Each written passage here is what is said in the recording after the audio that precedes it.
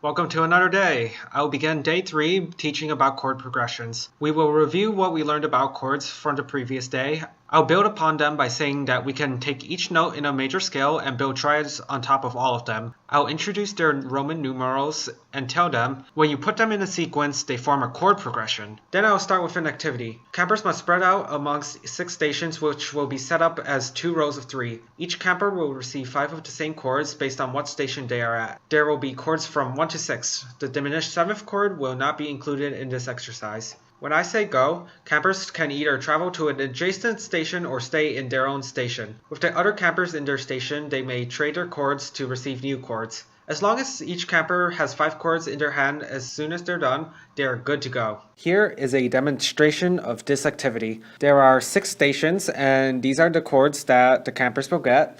I put 1 and 5 in the middle for obvious reasons, 6 and 3 on this side and 4 and 2 on the other side. I'll say go, and the campers will either travel to a nearby station or stay in their own stations. They can't travel diagonally. So I'm going to say go, and they're going to travel something like this. And these 2 are just gonna stay. It looks like John and Tyler are the only people that are actually on the same station, so they may trade their chords. So let's say John wants to trade 2 of his 5 chords for 2 of Tyler's 6 chords. This process will happen 2 more times. Let's look at things from John's perspective. This is the order of chords that he wants me to play, so I'll go to the piano and play it. Yeah, this is me. And this is the piano I'll use to play the chords. This process will repeat 2 more times. Campers should have 5 chords of varying scale degrees at the end. Campers must then arrange their chords in a way that sounds good.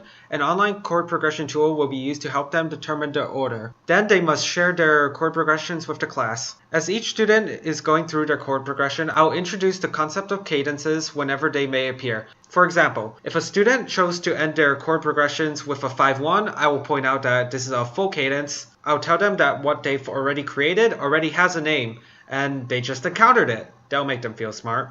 Then I'll introduce the concept of modulations. I'll tell them that modulation is when you change from one key to another. They can use modulations in their composition.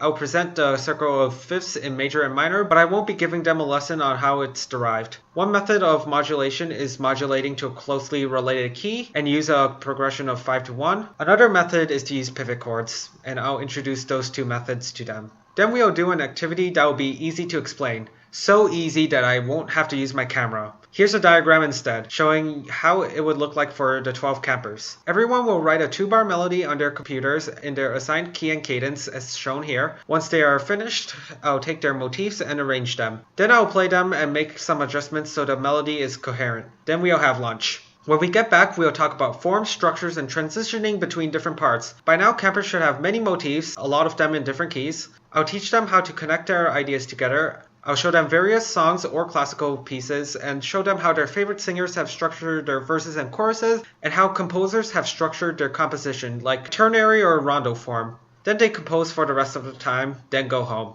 Thanks for attending camp today.